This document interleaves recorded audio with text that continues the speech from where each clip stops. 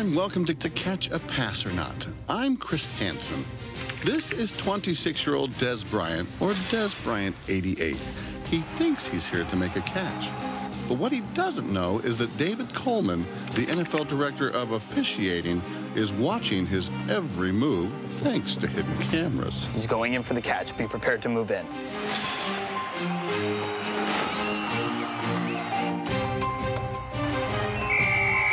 Dez, go down that tunnel. Hall of Fame is looking for that ball. He's on the move.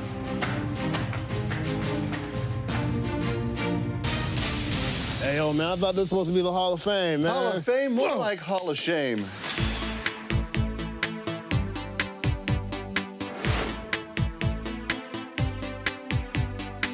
Have a seat. Is that any way for a receiver to act? Man, I was just trying to catch a pass, man. Oh, a catch? Don't you know that's illegal without making a football move or establishing yourself as a runner?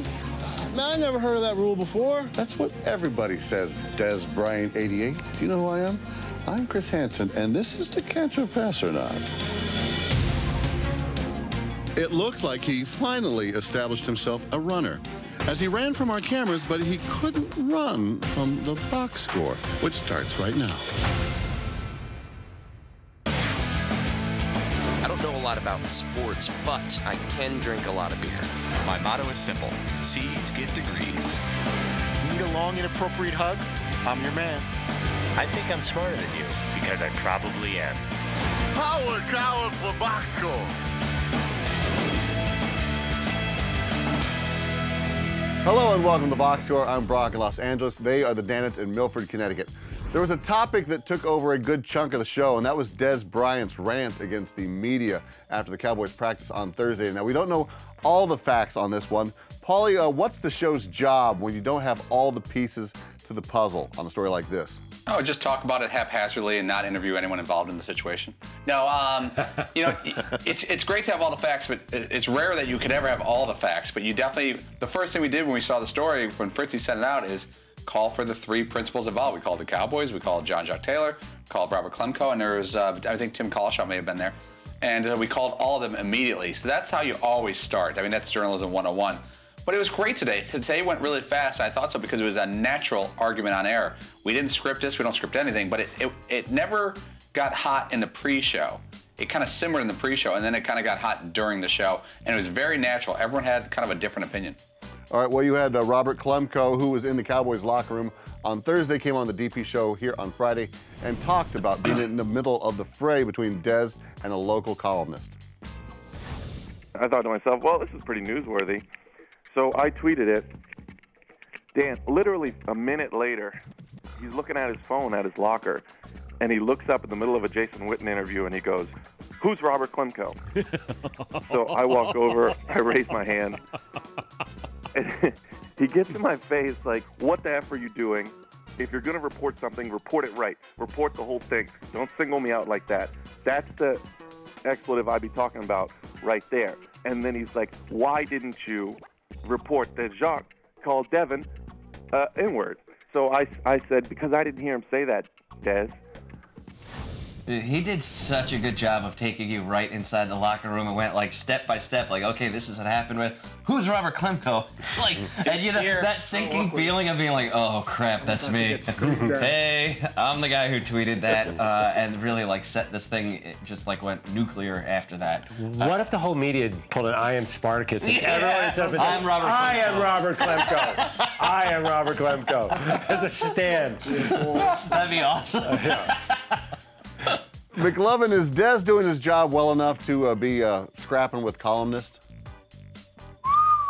Dez is right there as the best receiver in the game. So, I guess if that's your definition, that if you're so good you can say whatever you want to columnists, then Dez is good enough. But I still don't think that excuses what I think Dez crossed the line. How come coaches can do it and players can't? Curse?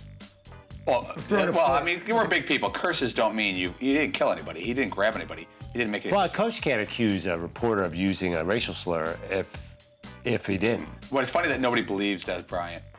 Didn't Marv Lewis do that? No, because there were reporters all around him, and reporters never cover. And there were two team employees.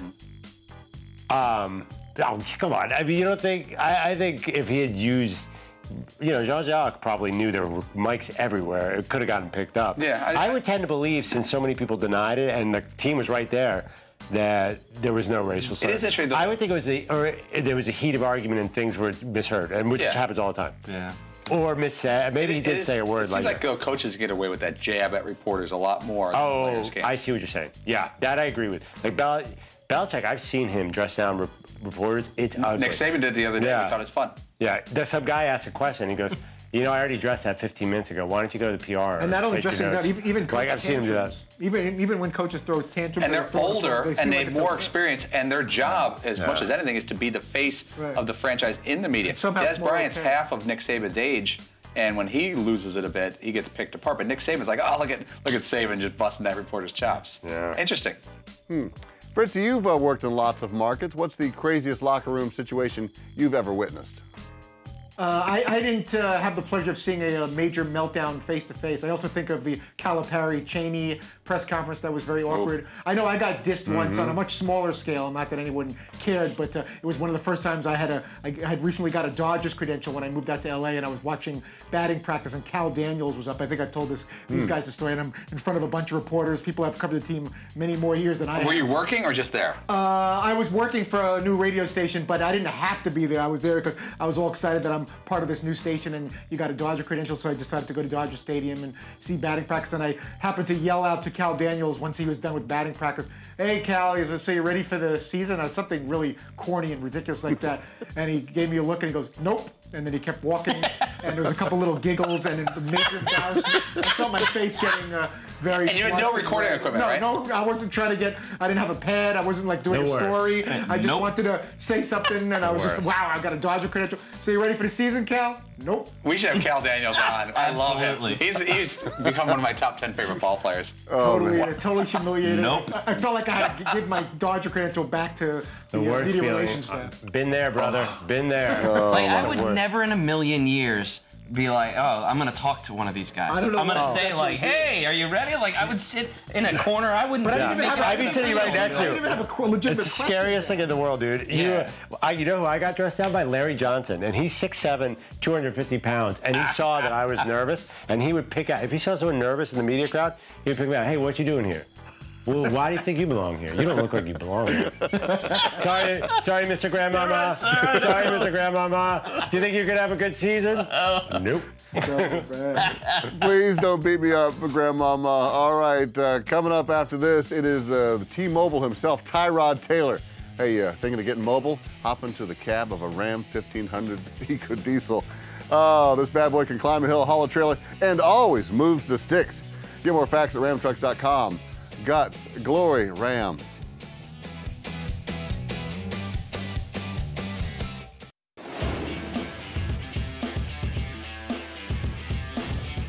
Oh, welcome back to the box score, guys. The Buffalo Bills have won 2 in a row, and they only have the Patriots in front of them in the East, but they got a crack at them next. Now, Tyrod Taylor has been dynamic after languishing on the Ravens sidelines. McLovin, is he the biggest surprise at quarterback this season? Wow, he's up there. He's pretty good. You know, Dan, I had a good feeling about Tyrod Taylor coming into the season based on the preseason. So I'm not going to put him as a big surprise. I think Andy Dalton's a big surprise, not to bring it back to him.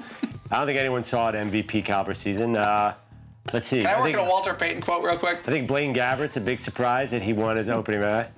Who else is a big surprise? I think Cam has been a bit of a surprise, going 8-0. You know what? You're right. Tyrod Taylor's the biggest surprise. Wasn't preseason it between E.J. Manuel and Matt Castle? Yeah, but I'm talking like 4 months ago. Yeah, but like game 2, people were like, oh, Tyrod's by far the best quarterback on the team. So it's in the preseason it became clear. Remember, Dan was all over him. I have to give him credit for that. All right, well, Tyrod joined the show today and talked about the experience he gained for being on the sidelines at Baltimore. It helped a lot. Definitely got a chance to learn from the coordinators. Learned a lot from Joe's play in my 4 years there. Learned a lot from the leaders in the locker room on a daily basis, just how they conduct themselves and how they were true professionals. And I just think it made me a better player. Made me a better person, but definitely made me a better player. Yeah, I like when we kind of go back a little bit before, jumping ahead to what's coming up in the next few weeks.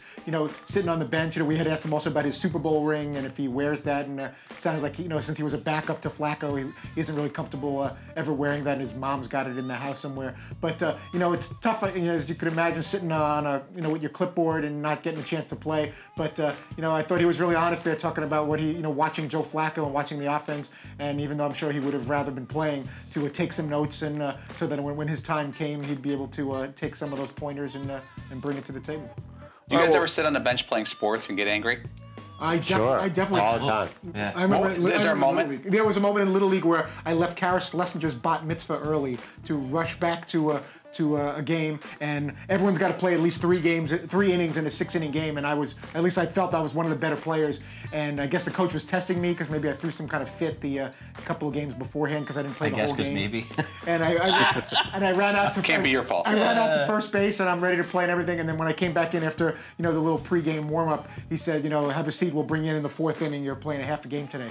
And I remember throwing my cap and glove and definitely made it very clear that I was not happy that I left this party early and rushed all the way to the field to find out I'm only going to play 3 innings. And when you're playing 3 innings, you'll get up once, maybe twice if you're lucky. Yeah. Maybe you'll get a ball hit to you, but in 3 innings, relatively nothing can happen. Certainly not as far as opportunities at the plate. He comes over to me right before the first pitch and said, "Go take first base. I just wanted to see something."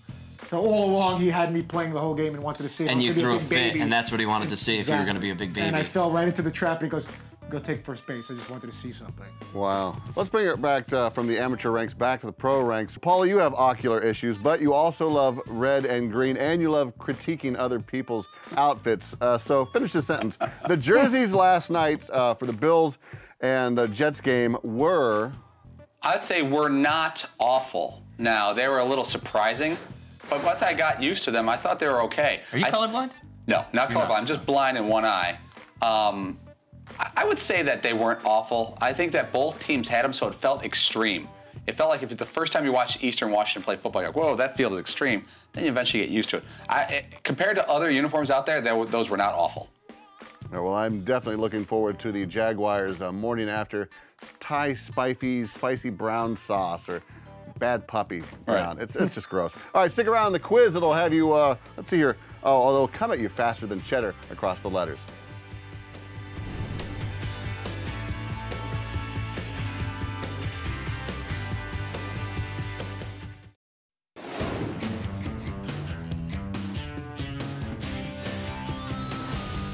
Welcome back to the box score. We hear it all too often. It's sports lingo. I mean, golden sombrero, grandma's cookie jar, sprawl, touchdown. Had to look that one up, which make the speaker feel sort of better about himself. But some guy that's listening to him says, what the hell's going on here? So let's do this. Let's decode some sports lingo. We have a quiz. We're going to ask you what a term or phrase is. You tell us what you think it is. And it's going to be row versus row, and there are no steelsies.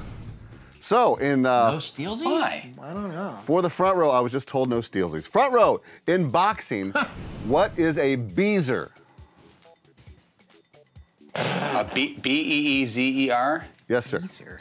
Well, a beezer growing up for me was always when you had like a crew cut, like you shaved your head. It was called a beezer. Maybe a close fight? What a split decision. That's a split decision. A beezer? Close cut? Why would it be a beezer? Yeah, why would it be a beezer? I think it's something involving your head. A beezer. It's like when you got like. I wanted to guess. When you're in the ring and you're attacked by a swarm of bees. Yes, great guess. Probably what it would be. All right, is it Africanized bees attacking you? Now I don't know where I am. I'm lost. Now I don't know where I am. I'm lost. Sorry, we were looking for misshapen nose. Misshapen nose. Beezer. Okay, fair enough. Back row, in golf, what is a snowman? Oh, are you kidding me? Yeah. That'll be scoring an 8 on a hole would be the snowman. He thinks it's scoring 8. Which is usually a few over par.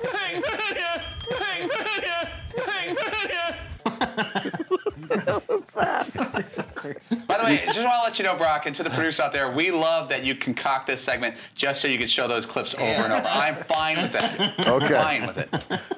You are as a producer. Absolutely correct from one producer to another. All right, front row. In soccer, what is a Thursday morning tippy-tappy? Thursday morning tippy-tappy. Fritzy, don't answer this. Ooh. Well, all right, let's see. If it's just a little tippy-tappy. I don't usually see action in the mornings, but Thursday morning tippy-tappy. Like when you're like juggling the ball. You're the soccer player. And specifically on a Thursday. Yeah, no. No. Thursday morning tippy-tappy. It's something to do with juggling the ball. Tippy-tappy. A yellow card. Is it a yellow card? Now I don't know where I am. I'm lost. Now I don't know where I am. I'm lost. I'm sorry, we were looking for an after-the-fact critic, England's version of the Monday morning quarterback. Thursday morning tippy-tappy. Thursday morning tippy-tappy. Really? Very British. All right. Great. They're going to get, in baseball, this is the thing used to hit. Back row. What is a bat? Back row. In hunting, what does the number and term 6-point refer to when it comes to a deer or elk? Are you kidding me? How many tips? How many antlers, man? Are you kidding me? How many tips on its antler? Could try that. McLovin's currently wearing this on his head. I think that's really easy. Why can't you ask him something about showering? How many tips or antlers, or how many little spiky specific. things? All right, No, I'm going to stick with that. Okay, McLovin's, is it this, that, and the other thing with the things and the this or that? Okay.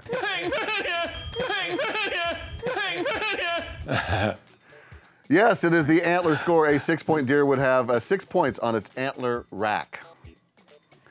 And McLovin is wearing a hat. That was close. You got it. All right, okay, front row. In rugby, this is called the Brixton Jammer. Oh, you got ahead of me on this one. All right, in sports betting, highlight. what kind of bet is a grand salami? A grand salami? 4-team parlay, I think. He thinks it's a 4-team parlay. Now I don't know where I am. I'm lost. Now I don't know where I am. I'm lost. I'm sorry, it's a bet that allows players to choose the over/under for total goals run scored in all games on a given day in hockey and baseball. Dear God.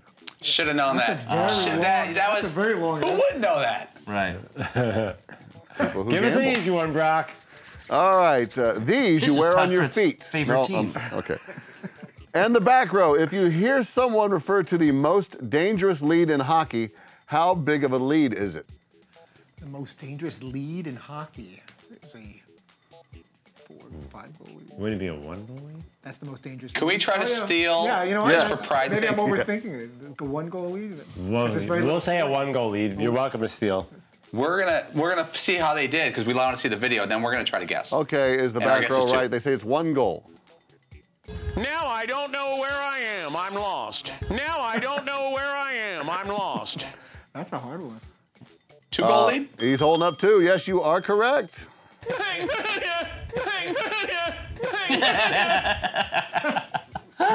right. See how I did that? We got to play both videos.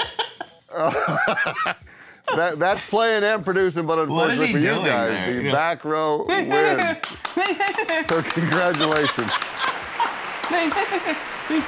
Do not go away, for it is Friday the 13th.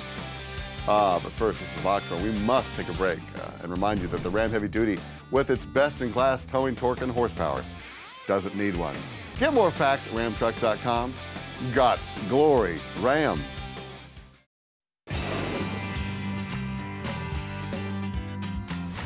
We are closing up shop here on the box score. Guys, it is Friday the 13th, so please don't step under pianos that are above you or let cats that are black cross in front of you. Unless you like cats, then you're probably okay. All right, guys, Dan strikes me as a guy who is superstitious. Seton, what superstitions don't we know about the boss? Well, man, superstitions, I'm not really sure. Ticks. He's got a lot of ticks, though. He's definitely OCD. Lately, Paulie and I have been really amused at the fact that he just can't sit still for 5 seconds. Like the open of the show will be playing, and he's got, say, 20 seconds until it's out, and he'll get up, take a bite of his sandwich, light the incense, and change a book. Like, dude, you can't wait 15 seconds? Like, you're just about to be on the air, but that's when he decides to do that stuff. So he just can't sit still lately. It is fascinating. Like, before the show, he'll sit still and read in a lot and won't do a lot. But once he gets going, he can't. He'll just adjust. Like he'll walk over those pictures and just swap them. He has to be doing something, and you'll hear like the Dan Patrick Show, and all the stuff is happening. Yeah. And I'm like, I think we may be going to nobody on air. And I'm like, talking, hello. Dan, can you sit down, please? Yeah, I don't know if this is really a superstition. It's more coupled with the hoarding thing. But like every time he walks in, he's immediately looking where everything is. He has like this feeling that someone touched his stuff or someone stole something. What did I tell the guys the other day? We were in the New York studio, and we have a staff down there. They have to switch the studio. We also have the popular fantasy football show on Sundays on Audience Network on DirecTV. And they have to switch the studio around. And so I looked over on Dan's side, and about a few of the helmets were missing, and there was just holes. I go, hey dudes, guess what Dan's gonna say first thing when he walks in if he sees a bunch of empty spots? And they look at me like, yeah. I'm like, I bet you $1,000. And depending on the mood, it could be like, hey guys, we're gonna fill those in, or it could be like, guys, is anybody working here today? Or like, are we gonna do this? I mean, like, correct me if I'm wrong. I think we're doing a TV show today, aren't we? Like, whoa, okay, yeah, hurry up, get a Bills helmet. And C's got a point. Is that part of our job is to make sure that part of our job, I think, is to make sure that Dan, if he is in a bad mood, has nowhere to go with that bad mood. So let's say you don't know, because I mean, Dan's a hardworking guy. He's got a lot of hours on the books. Absolutely. And so if you can put a lot of things in place, and it's a big part of our job that nobody really talks about because you don't see it, is that we want to have everything ready to go. So all Dan has to think about is maybe where's his coffee, where's breakfast, and what do we talk about on the show, which he kind of knows what we're talking about on the show. Occasionally, when I'll take it, this is a really good sign that we did our job today, is that there's like one lava lamp in the back that isn't functioning exactly right, and he's the only person in America that would know that. But sometimes he'll come in and he'll be like, man, this lava lamp is driving me nuts, and he'll really focus on it. And I think to myself, that would have been, if something else was wrong, that would have been directed at us. It's like, we can't control the lava lamp. But if like his computer didn't print or something, guys, what's going on here today? Yeah. Are we doing anything? Like, we sidestepped that. And one more thing on that, Brock. When we had some new guys here a couple years ago, we had a couple kids named Casey and Nick that worked in the back, and Dan overlocked two-a-days. And when we brought them in, once in a while, Dan would ask for something. And they'd be like, all right, we'll get to it. And he would never ask in a very demonstrative way. He's very casual when he asks for stuff. But then he'd ask again like a week later, and I'd pull him aside, and Seaton's pulled him aside. We all have.